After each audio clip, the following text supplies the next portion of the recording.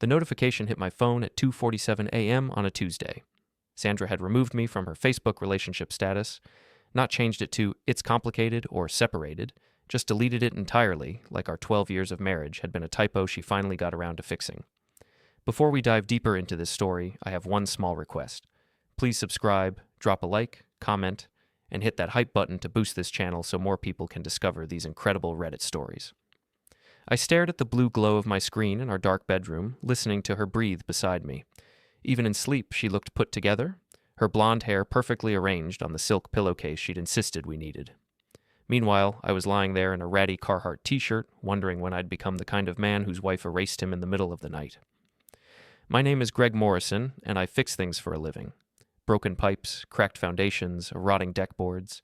I've spent 15 years making other people's homes livable, while mine slowly fell apart. The irony wasn't lost on me, especially now. I scrolled through Sandra's profile with the sick fascination of a man picking at a scab. Our wedding photos had been archived. The anniversary posts from previous years? Gone. It was like watching my life get deleted in real time, one click at a time. Can't sleep? Sandra's voice cut through the darkness, making me jump. Just checking the weather, I lied, closing Facebook. Storm coming in tomorrow, supposed to be a big one. She rolled over, already dismissing me. Yeah, I thought. A storm was definitely coming. The next morning, Sandra performed her usual routine with military precision.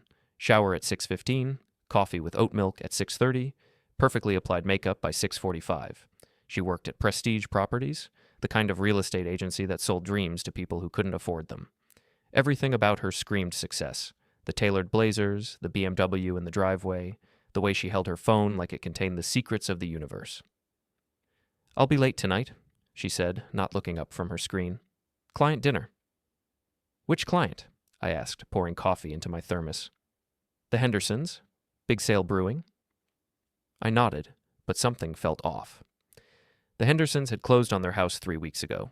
I knew because I'd fixed their new kitchen sink the day they moved in. After Sandra left, I sat in my truck for a full 5 minutes, staring at our house. It was a decent place. 3 bedrooms, 2 baths, the kind of middle-class dream that looked good on paper but felt hollow in person. The gutters needed cleaning, the front steps had a loose board, and the paint was starting to peel around the windows.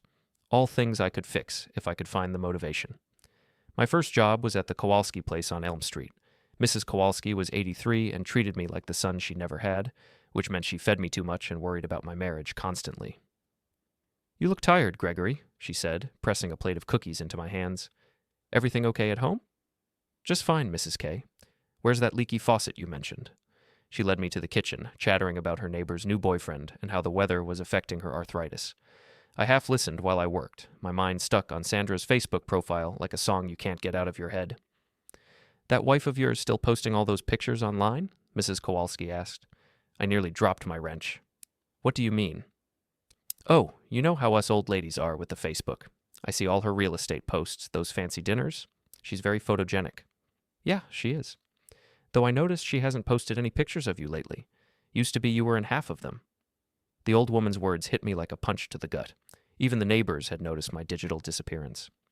I finished the job in record time and drove to Mickey's gym, the one place in town where I could still pretend to be the man I used to be. Mickey Torino had owned the place for 30 years, and it showed: cracked mirrors, duct-taped heavy bags, and the permanent smell of sweat and ambition gone wrong. Look what the cat dragged in, Mickey said as I walked through the door. He was in his 60s now, with hands like leather and a voice roughened by decades of cigarettes. Haven't seen you in weeks. Been busy. Busy avoiding this place, more like. What's eating you? I told him about the Facebook thing while I wrapped my hands. Mickey listened without judgment, the way only an old friend can. Let me get this straight, he said when I finished. Your wife of 12 years decided to pretend you don't exist on the internet, and you're just going to take it? What am I supposed to do? Start a fight over social media? You're supposed to fight for your marriage, you idiot. When's the last time you two actually talked? And I mean, talked, not just past each other in the hallway like roommates? I couldn't remember. That was the problem. I spent an hour beating the hell out of Mickey's heavy bag, working out frustrations I didn't even know I had. By the time I left, my knuckles were raw and my head was clearer. That evening, I decided to test a theory. I cooked dinner. Nothing fancy, just spaghetti and meat sauce, and waited for Sandra to come home. She walked in at 8:30, looking like she'd stepped out of a magazine. "Smells good," she said, but she was already pulling out her phone. "How was the Henderson dinner?" "Fine. Productive." She didn't look up. "Funny thing. I ran into Bill Henderson at the hardware store today. He mentioned they were in Chicago this week, visiting his mother." Sandra's thumb stopped moving across her screen. For just a second, I saw something flicker across her face. Panic, maybe, or guilt. "Must have been a different client," she said smoothly. "I have so many, it's hard to keep track." "Right, of course." We ate in silence, the only sound the clicking of her manicured nails against her phone screen. I watched her post a picture of the pasta, adding some caption about cozy nights in with a heart emoji. She tagged the location as our home but didn't mention me. I was a ghost in my own life. That night, after Sandra fell asleep, I did something I'd never done before. I went through her phone. It felt like a violation, but then again, so did being erased from existence. What I found was worse than I'd imagined. Sandra's text messages read like a roadmap to betrayal. Hundreds of them, going back months, all to the same contact. "Dom. Can't wait to see you tonight. Greg's working late again. Coast is clear. Thinking about you." And the photos. Jesus, the photos. I sat in my truck in the driveway at 3 a.m, scrolling through evidence of my wife's double life. Dominic Castellano. I recognized him from his profile picture.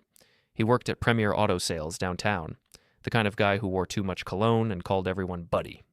He was younger than me by at least 5 years, with the kind of gym-sculpted physique that came from having too much time and not enough brains.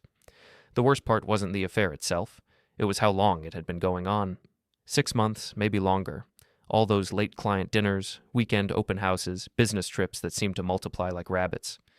I'd been living with a stranger who wore my wife's face. I wanted to storm inside and confront her, but Mickey's voice echoed in my head. "Fight smart, not hard." So I waited. The next morning, Sandra went through her routine like nothing had changed. Maybe, for her, nothing had. Maybe I'd been irrelevant for so long that my discovery wouldn't even register. "I'll be showing houses all day," she said, checking her reflection in the hallway mirror. "The market's crazy right now." "I bet it is." She kissed my cheek, a perfunctory gesture that felt like a business transaction, and left in a cloud of expensive perfume.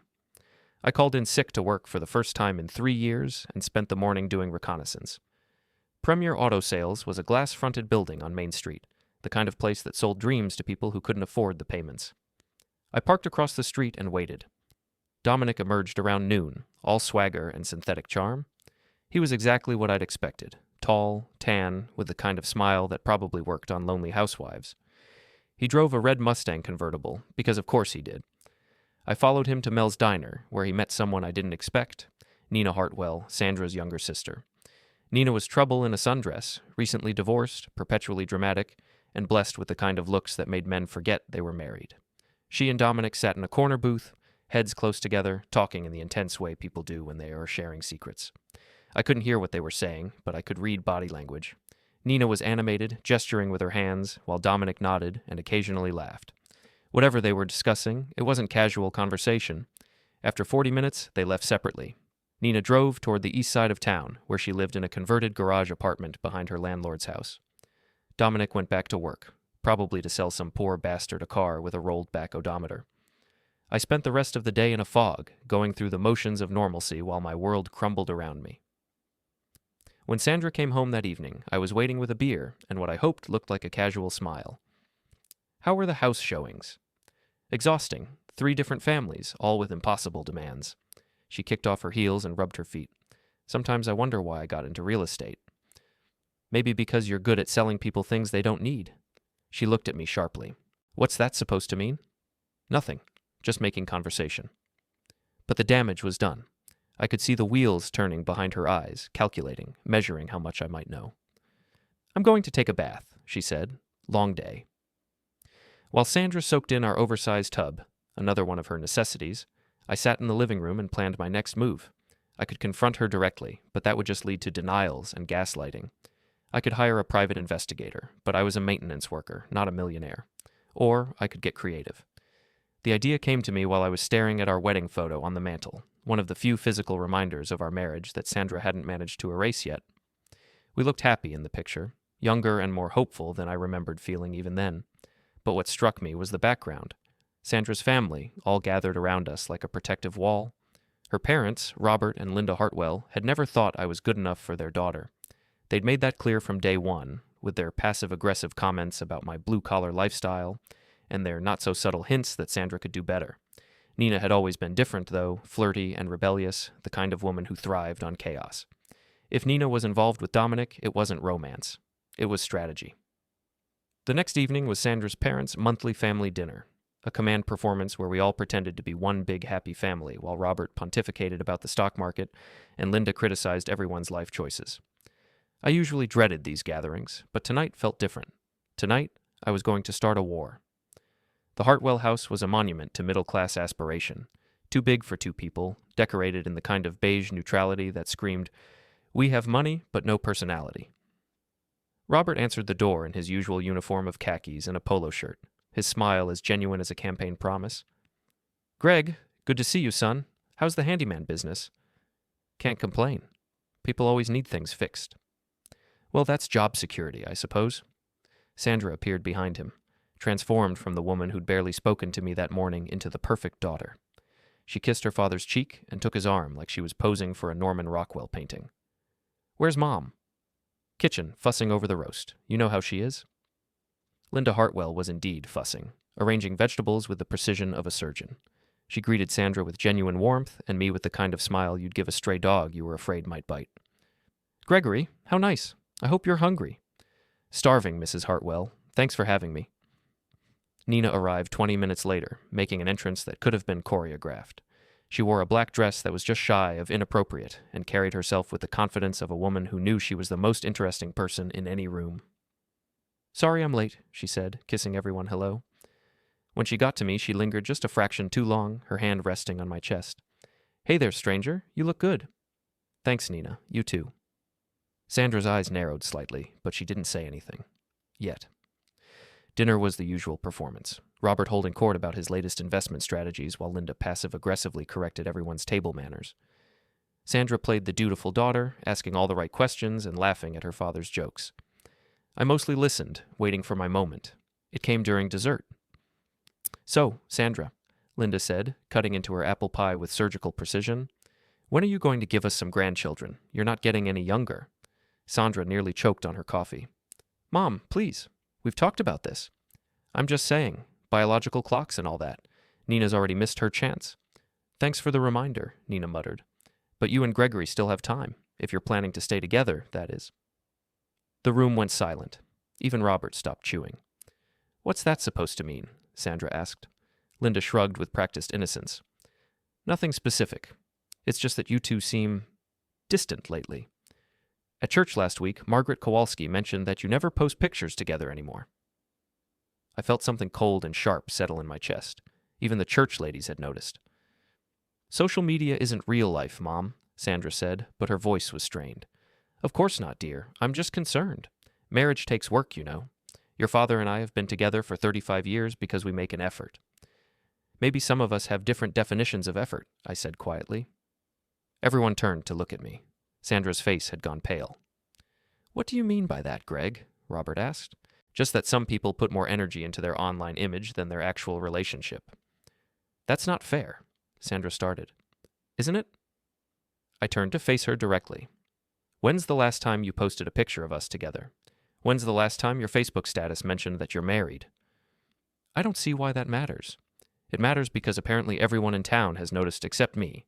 Mrs. Kowalski, the church ladies, probably half the people at your real estate office. They all know something I didn't, that my wife has been pretending to be single online." The silence that followed was deafening. Linda's fork clinked against her plate. Robert cleared his throat uncomfortably. Nina was watching the whole scene with barely concealed delight. "You're being ridiculous," Sandra said finally. "It's just Facebook." "Is it? Because it feels like you've been erasing me from your life one post at a time." "Maybe if you were worth posting about?" Sandra caught herself, but it was too late. The words hung in the air like smoke from a house fire. "Sandra Elizabeth," Linda gasped. "I didn't mean that," Sandra said quickly. "I'm sorry, that came out wrong."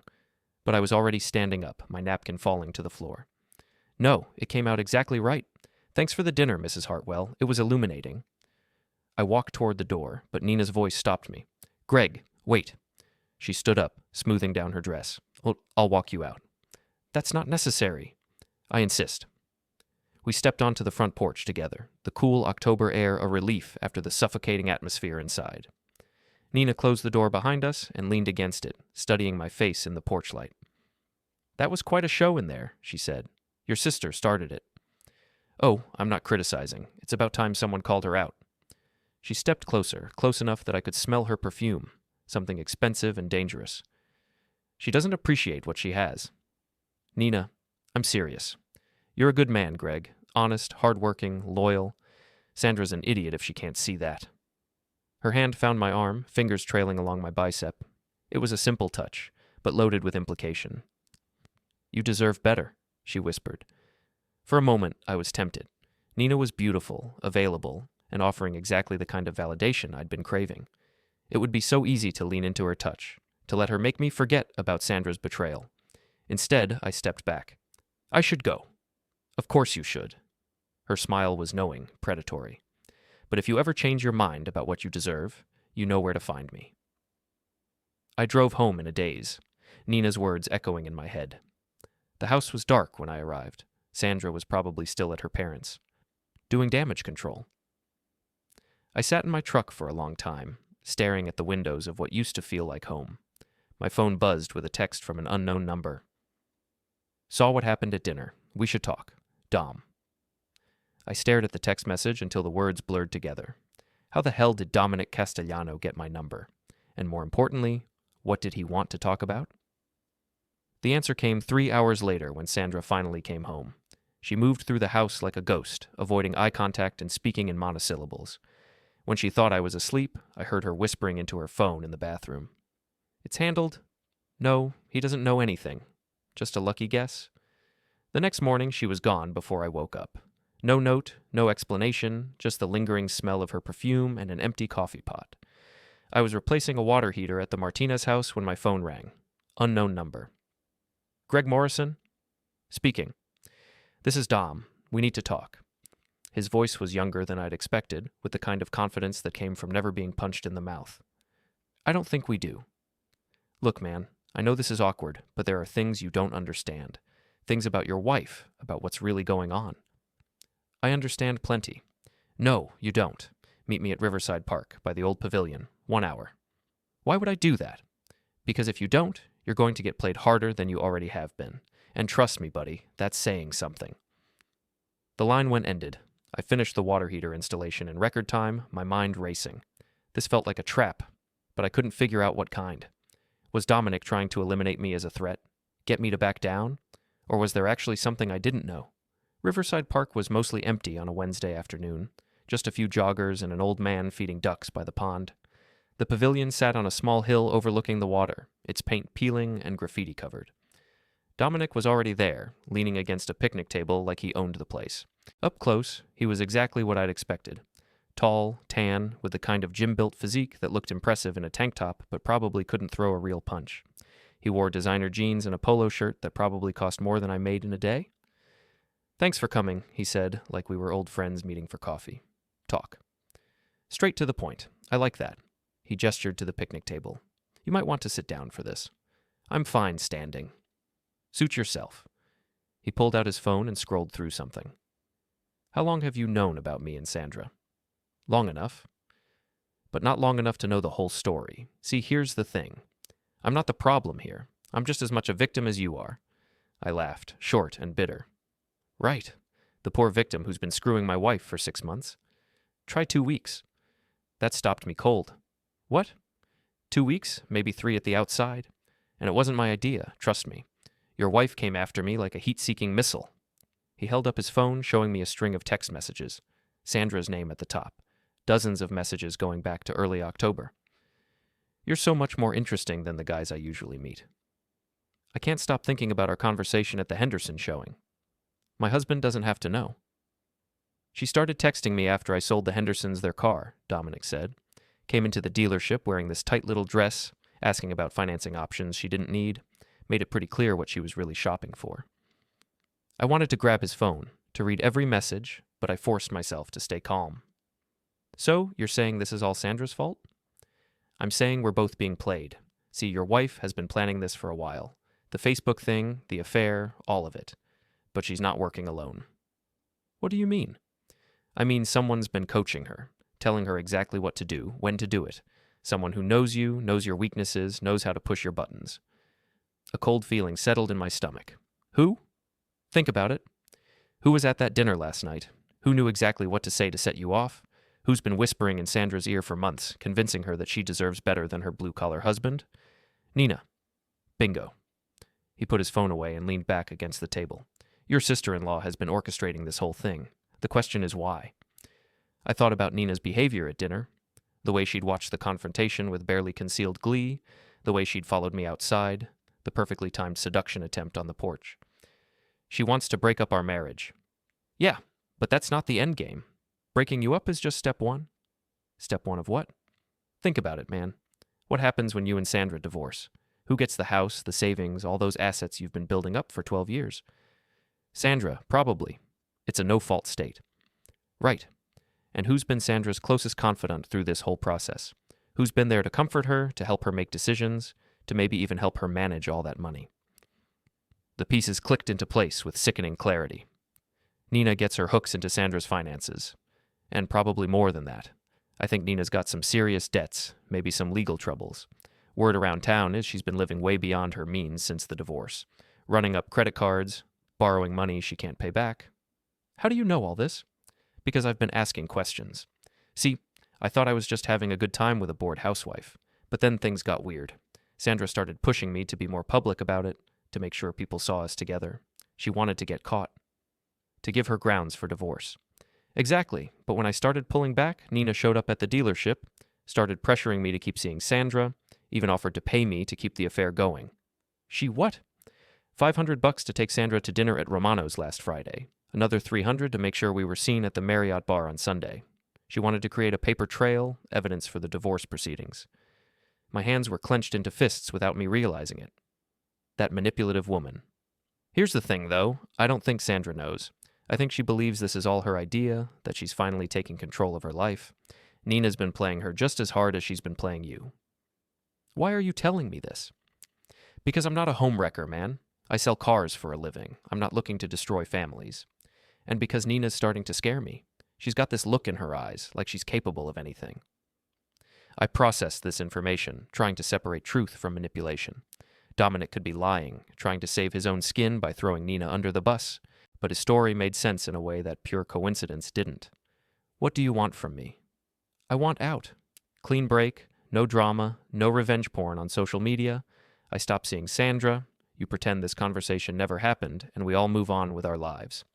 And if I say no, then you're going to lose everything, and Nina's going to win, because she's been planning this for months, and you're just figuring out there's a game. He stood up and straightened his polo shirt. Think about it, Greg. But don't think too long. Nina's getting impatient, and impatient people make mistakes, the kind of mistakes that hurt innocent people. He walked away, leaving me alone by the pavilion with more questions than answers. Was he telling the truth? Was Nina really the puppet master behind my wife's betrayal? Or was this just another layer of deception in an increasingly complex web? I sat down on the picnic table and called Mickey. You sound like hell, he said by way of greeting, and I need to ask you something, and I need you to be straight with me. Shoot. What do you know about Nina Hartwell's financial situation? There was a long pause. Mickey knew everyone in town, and more importantly, everyone's business. What's this about, Greg? Just answer the question. Nina's in deep. Credit cards, personal loans, probably owes money to some people you don't want to owe money to. Word is, she's been trying to sell her ex-husband's boat, but it's got liens on it. How deep? Deep enough to do something stupid. Why? I told him about my conversation with Dominic, about the theory that Nina was orchestrating Sandra's affair. Mickey listened without interrupting, occasionally grunting his understanding. Makes sense, he said when I finished.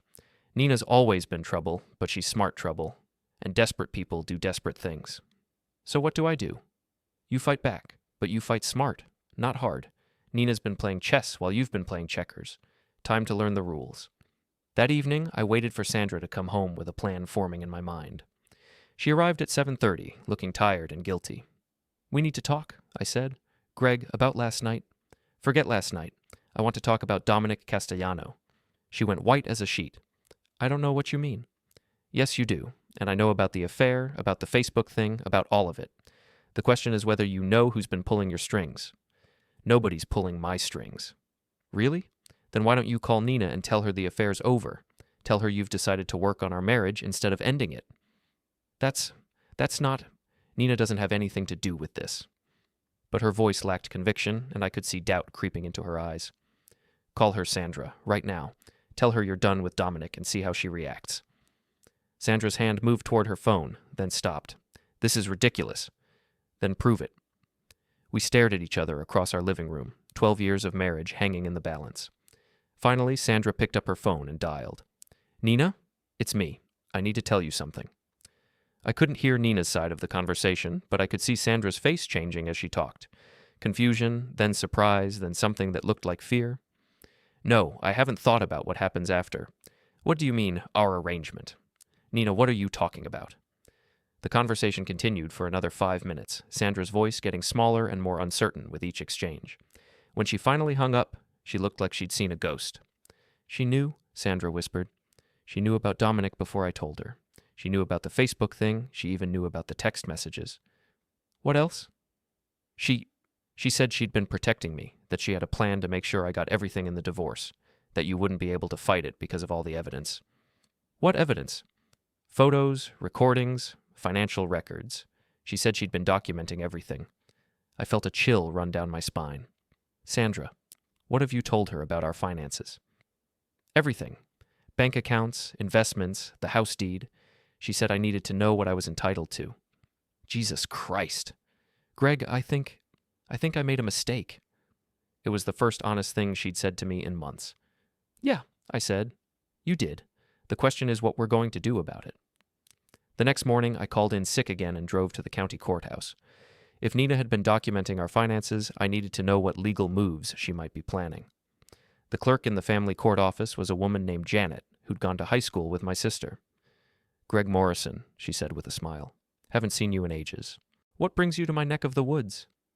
I need to check if anyone's filed any preliminary paperwork involving me and my wife. Divorce, separation, anything like that. Her smile faded. Oh, honey, I'm sorry to hear that. Just checking all the bases. She typed into her computer, frowning at the screen.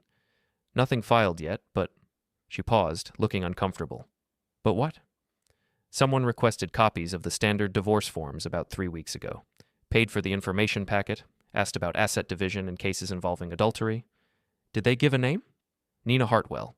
Listed herself as a paralegal providing research services. My blood turned to ice. Nina wasn't just coaching Sandra. She was actively preparing for legal action. Janet, I need a favor. If anyone files anything involving me and Sandra, can you give me a heads up? I can't interfere with legal proceedings, Greg.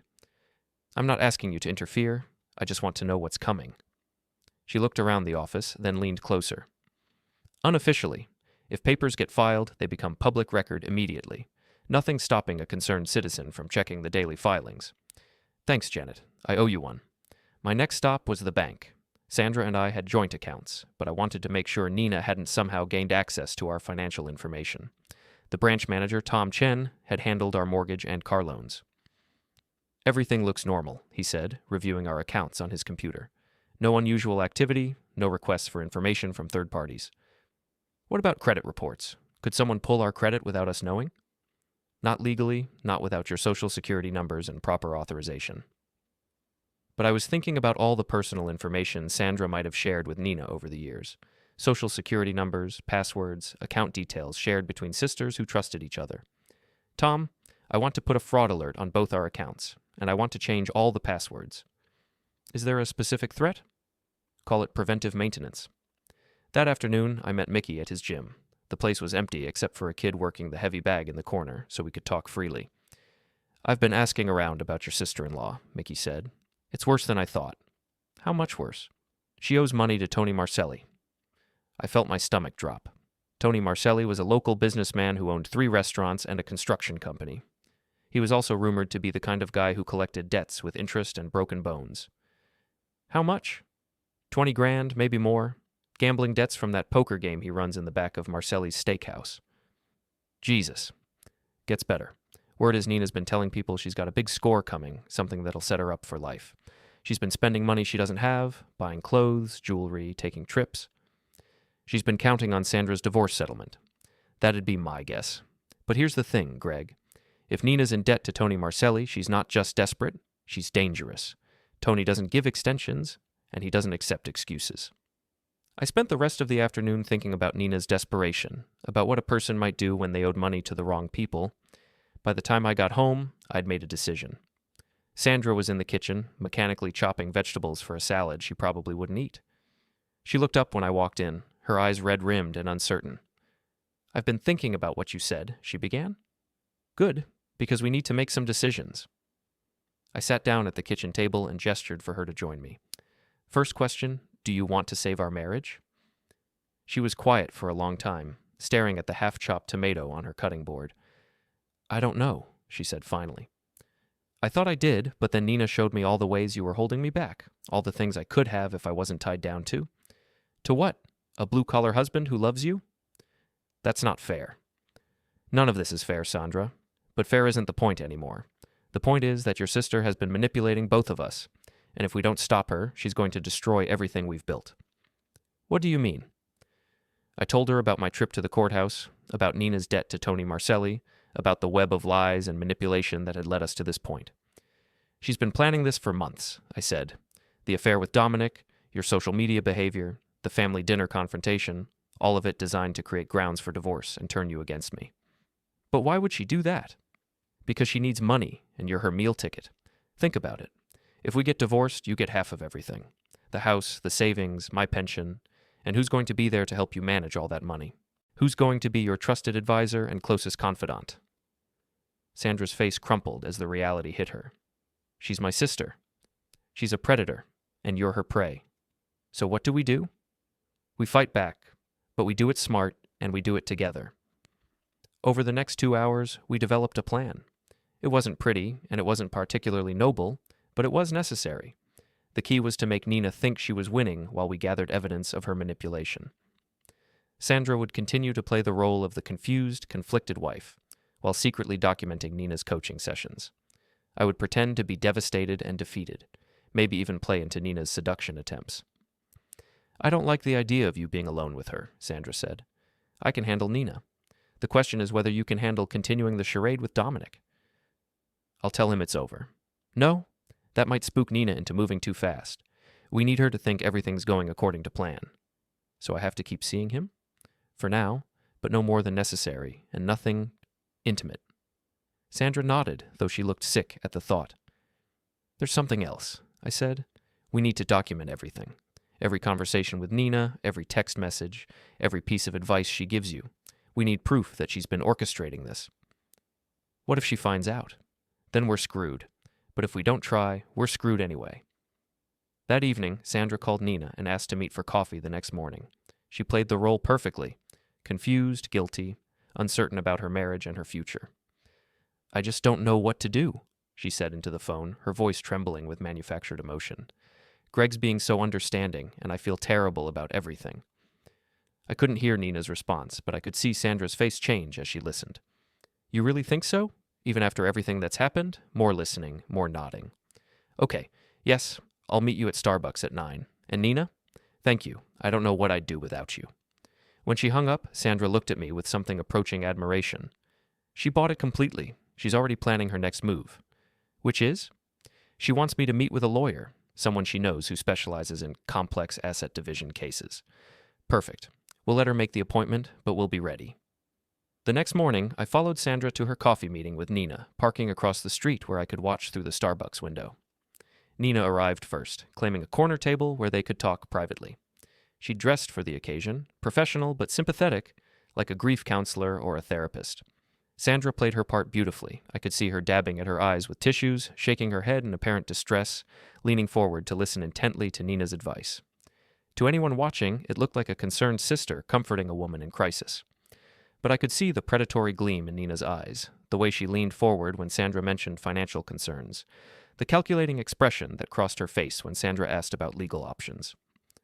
After an hour, they left separately. Sandra drove home while Nina headed toward the east side of town, probably to her apartment, to make phone calls and advance her plan. I followed Nina instead. Her apartment was exactly what I'd expected, a converted garage behind a rundown Victorian, the kind of place people lived when they were between better options. I parked down the street and waited. 20 minutes later, a black Cadillac pulled up in front of the house. Tony Marcelli got out of the passenger side, followed by a younger man I didn't recognize. They walked up to Nina's door like they owned the place. I was too far away to hear the conversation, but the body language told the story. Nina, normally confident and commanding, looked small and frightened. Tony did most of the talking, his gestures sharp and emphatic. The younger man just stood there, silent and menacing. The meeting lasted less than 10 minutes. When they left, Nina stood in her doorway watching them go, her face pale and drawn. She was running out of time. That evening, Sandra reported on her coffee meeting with Nina. "She's got it all planned out," Sandra said, her voice shaking with anger. "The lawyer, the asset division, even where I should live after the divorce. She suggested I buy a house near hers so she can help me adjust to single life." "What did you tell her?" "That I needed time to think. But Greg, she's not just manipulating me. She's been manipulating you too. She asked all sorts of questions about your work schedule, your habits, your friends. She's been studying you like a lab rat." "To what end?" "I think she's planning to seduce you. She kept talking about how understanding and supportive you've been, how most men would have thrown me out by now. She said maybe she could help you through this difficult time." "She wants to compromise me?" "More than that. She wants to destroy any chance of us reconciling. If she can get you to sleep with her, then we're both adulterers, or it eliminates any moral high ground you might have in divorce proceedings." I had to admit, it was a clever plan. Nina had been thinking 3 moves ahead, while I was still trying to figure out the rules of the game. "So what's our next move?" Sandra smiled for the first time in days, and I saw a glimpse of the woman I'd married. "We give her what she wants, but not the way she expects." The plan we hatched that night was risky, potentially illegal, and absolutely necessary. Nina had been playing chess while we played checkers, but now we knew the rules of her game. Sandra would continue meeting with Nina, documenting every piece of advice and every manipulation. Meanwhile, I would play the role of the defeated husband, vulnerable and ripe for seduction. But instead of falling into Nina's trap, I'd be setting one of my own. The key was technology. Sandra had an old iPhone that we'd been meaning to trade in. Instead, we turned it into a recording device. The voice memo app could run for hours in the background, and the phone was small enough to hide in a pocket or purse. "This feels like something out of a spy movie," Sandra said as we tested the setup. "Your sister turned our marriage into a spy movie. We're just playing by her rules now." The first test came 2 days later when Nina invited me to lunch. The pretext was concern for my well-being. She'd heard from Sandra that I was struggling with the situation and wanted to offer support. We met at Romano's, the same restaurant where she'd paid Dominic to take Sandra for their public affair. The irony wasn't lost on me. Nina had dressed for seduction, a low-cut blouse, tight jeans, and enough perfume to choke a horse. She played the concerned sister-in-law perfectly, all sympathy and understanding. "I can't imagine what you're going through," she said, reaching across the table to touch my hand. "Sandra's my sister, and I love her, but what she's doing to you isn't right." "I just want to understand where I went wrong," I said, playing my part as the confused husband. "You didn't go wrong anywhere, Greg. She's always been restless. Even when we were kids, she couldn't be satisfied with what she had. She always wanted more. More than what we built together? More than a maintenance worker's salary can provide." Her fingers traced patterns on my knuckles. "Don't take this the wrong way, but Sandra's always had expensive tastes. The house, the car, the clothes. She wants a lifestyle that's hard to maintain on one income. I work hard. I know you do, but working hard and working smart are different things. Sandra needs someone who can give her the finer things in life." "Someone like Dominic?" Nina's laugh was musical and cruel. "Dominic's a stepping stone, honey. Sandra's not going to end up with a car salesman any more than she's going to stay with a handyman. She's looking for something bigger." "Then why is she bothering with the affair at all?" "Because she needs grounds for divorce, and she needs to make sure you don't fight the settlement." There it was, the first admission that Nina knew more about Sandra's plans than she should. "What settlement?" "Oh, Greg." Nina leaned closer, her voice dropping to a whisper. "You really don't know what's coming, do you?" The recording device in my jacket pocket was getting every word. "Sandra's going to take you for everything you're worth. The house, the savings, half your pension, and there's not much you can do about it, especially with all the evidence of her affair." "Evidence?" "Photos, receipts, witness statements. Sandra's been very thorough." "You mean you've been very thorough?" Nina's smile didn't waver, but something cold flickered behind her eyes. I've been a supportive sister. That's what family does. Is that what family does? Help destroy marriages? I help Sandra get what she deserves, what she's always deserved. The mask was slipping now. Nina's concern was evaporating, replaced by something harder and more calculating. And what about what I deserve? You deserve better than a wife who cheats on you. Her hand moved up my arm, fingers tracing my bicep. You deserve someone who appreciates you, who sees your value. Someone like you? I've always thought you were too good for Sandra.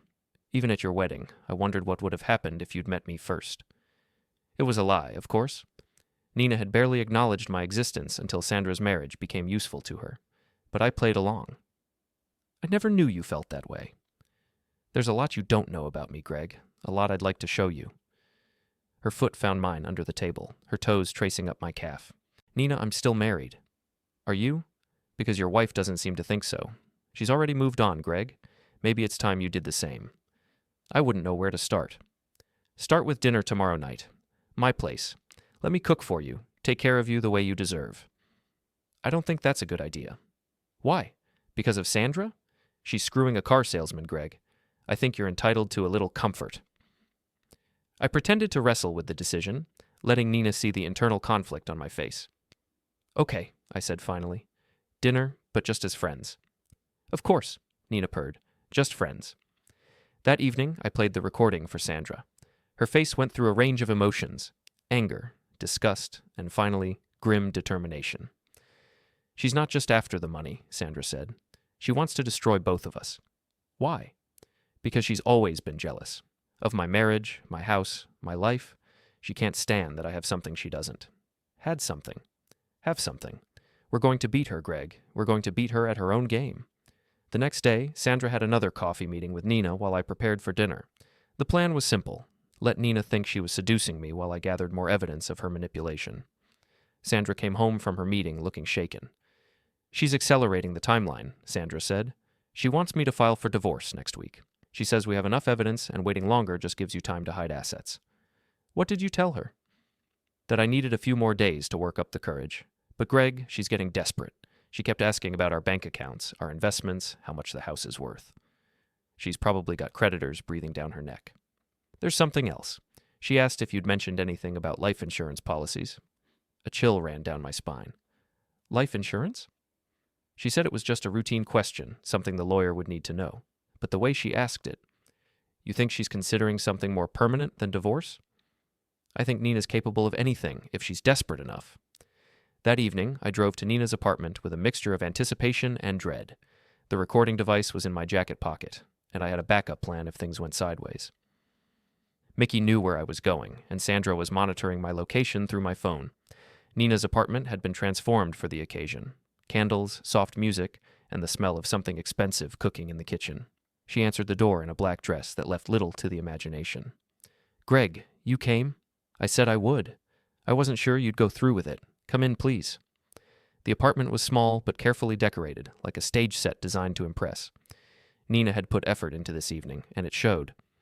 You look beautiful, I said, because it was expected. Thank you. You clean up pretty well yourself. I'd worn khakis and a button-down shirt. Nothing fancy, but better than my usual work clothes. Can I get you a drink? I have wine, beer, something stronger if you prefer. Beer's fine. She handed me a bottle of imported beer, something that probably cost more than I usually spent on a six-pack. Dinner will be ready in a few minutes. Why don't we sit and talk? The couch was small enough that sitting together meant sitting close. Nina curled up next to me, her bare leg touching mine. I'm glad you came tonight, she said. I was worried you might think this was inappropriate. It probably is inappropriate. Says who? Sandra. She gave up the right to dictate your social life when she started sleeping with Dominic. It's still complicated. It doesn't have to be. Her hand found my thigh, fingers tracing small circles. Life's too short to worry about what other people think. Even when those other people are family? Especially then. Family can be the most toxic relationships we have. Look at Sandra. She's been taking you for granted for years, treating you like a convenience instead of a partner. She wasn't always like that. Wasn't she? Greg, honey, I've watched Sandra manipulate men since she was 15 years old. You're just the latest in a long line. The timer in the kitchen went off, saving me from having to respond. Dinner's ready. Nina said, but she didn't move away from me. Instead, she leaned closer, her lips brushing my ear. I hope you're hungry. Dinner was an elaborate production. Herb-crusted salmon, roasted vegetables, and a bottle of wine that probably cost more than Nina could afford. She'd gone into debt for this evening, betting everything on her ability to seduce me. This is incredible, I said, and I meant it. You didn't have to go to all this trouble. I wanted to. When's the last time someone cooked for you? Really cooked, not just heated up leftovers or ordered takeout? I couldn't remember. Sandra and I had fallen into a routine of convenience foods and restaurant meals, both of us too busy or too tired to make an effort. It's been a while. That's what I thought. You deserve better, Greg. You deserve someone who makes an effort. The wine was making her bolder, or maybe she was just dropping the pretense. Her foot found mine under the table again, and this time she didn't pull away. Nina, I need to ask you something. Anything. How long have you known about Sandra and Dominic? She paused with her wine glass halfway to her lips. What do you mean? I mean, when did you first find out about the affair? Was it before or after Sandra told you? Sandra told me a few weeks ago. She was upset, confused about her feelings. But you knew before that, didn't you? Nina's eyes narrowed slightly. What are you getting at? I'm trying to understand the timeline, because Dominic says you approached him at the car dealership, offered to pay him to keep seeing Sandra. Dominic's lying. Is he? Because he seemed pretty sure about the details. $500 for dinner at Romano's, $300 for drinks at the Marriott. He even showed me the cash. Nina set down her wine glass with deliberate care. Greg, I think you're confused about what's happening here. Am I? Because it seems like you've been orchestrating this whole thing, the affair, the social media drama, even this dinner tonight. That's ridiculous. Is it? You need money, Nina. You owe money to dangerous people, and Sandra's divorce settlement would solve all your problems, wouldn't it? Nina stood up abruptly, her chair scraping against the floor. I think you should leave. Why? Because I'm getting too close to the truth? Because you're paranoid and delusional, and I was stupid to think I could help you. Help me? Or help yourself? She walked to the door and opened it. Get out, Greg, now. I stood up slowly, making sure the recording device in my pocket was still running. You know what the funny thing is, Nina? I actually felt sorry for you. I thought you were just a woman in trouble, making bad choices, but you're not, are you? You're a predator. Get out. You saw an opportunity to destroy my marriage and cash in on the wreckage. You manipulated your own sister, turned her against her husband, also you could get your hands on money that isn't yours. You don't know what you're talking about, and I know exactly what I'm talking about, and soon everyone else will too. Nina's face went white. What do you mean? I mean, your little game is over. Sandra knows everything, about the debt, about Tony Marcelli, about your plan to seduce me and eliminate any chance of reconciliation. You're lying. Am I? Why don't you call her and ask? Nina fumbled for her phone, her hands shaking. She dialed Sandra's number, and I could hear it ringing on speaker. Nina? Sandra's voice was cold, professional. Sandra, thank God. Greg's here, and he's saying crazy things about how you've been manipulating me for months, about how you coached me to have an affair so you could get your hands on our money, about how you owe $20,000 to Tony Marcelli and you're using my marriage as collateral. Silence. Sandra, I can explain. No, you can't, because there's no explanation that makes this okay. You're my sister, Nina. I trusted you. I was trying to help you. You were trying to help yourself, and you destroyed my marriage in the process. Your marriage was already over. Greg's a loser who was holding you back. Greg's my husband, and unlike you, he never lied to me about who he was. The call ended, leaving Nina staring at her phone in shock. It's over, I said quietly. Your plan, your manipulation, all of it. Sandra and I are going to work on our marriage, and you're going to leave us alone. You can't prove anything.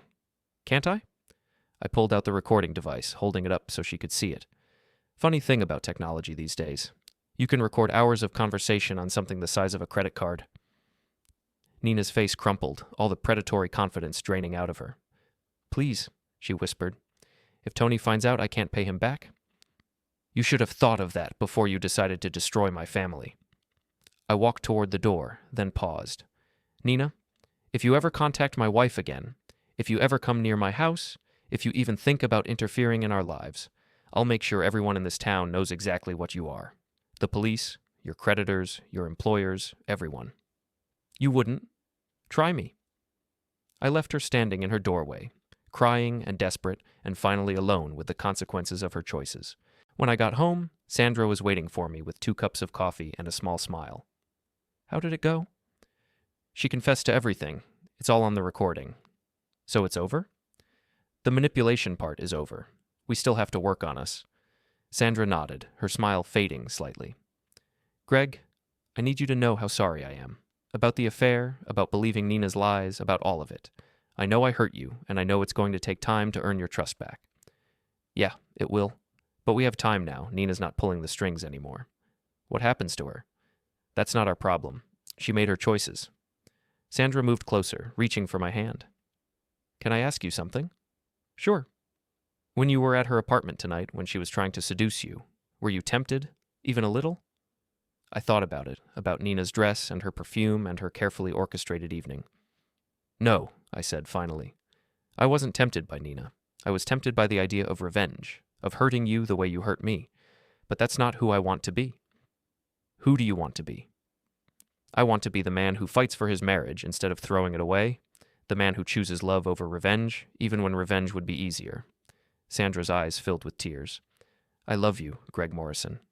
I love you too, Sandra Morrison, even when you make it really, really hard. She laughed through her tears, and for the first time in months, it sounded genuine. So what now? Now we start over. New rules, new trust, new everything, and if Nina tries to interfere again, we deal with it together. Together, Sandra agreed. Outside, it started to rain, the storm that had been building for days finally breaking open. But inside our house, for the first time in months, everything felt calm. 3 weeks later, I heard through Mickey that Nina had left town suddenly, something about a job opportunity in another state. Her apartment was cleaned out overnight, and she left no forwarding address. A week after that, Tony Marcelli's nephew was arrested for loan sharking and extortion. The investigation revealed a network of illegal gambling operations and predatory lending that had been operating for years. Several local people came forward as witnesses, and the whole organization crumbled. I never found out if Nina testified against Tony or if she just ran before the walls came down. Either way, she was gone, and the debt that had driven her to destroy our marriage was no longer our problem. Sandra and I started marriage counseling, working through the damage that Nina's manipulation had caused. It wasn't easy. Trust, once broken, doesn't heal overnight, but we were both committed to rebuilding what we'd lost. The Facebook relationship status got updated. The wedding photos came back. Sandra started posting pictures of us together again, and this time, they felt genuine instead of performative. Dominic Castellano transferred to a dealership in another town, probably tired of the drama and gossip that followed him around. I never saw him again, which was fine with me. The real victory wasn't revenge or punishment. It was the slow, difficult work of rebuilding a marriage that had been nearly destroyed by manipulation and lies. It was learning to trust each other again, to communicate honestly, to fight for our relationship instead of just letting it drift. 6 months later, Sandra and I renewed our vows in a small ceremony at Mickey's gym, surrounded by the friends who had supported us through the crisis. It wasn't the fairy tale ending that movies promise, but it was real, and it was ours. And sometimes real is better than perfect.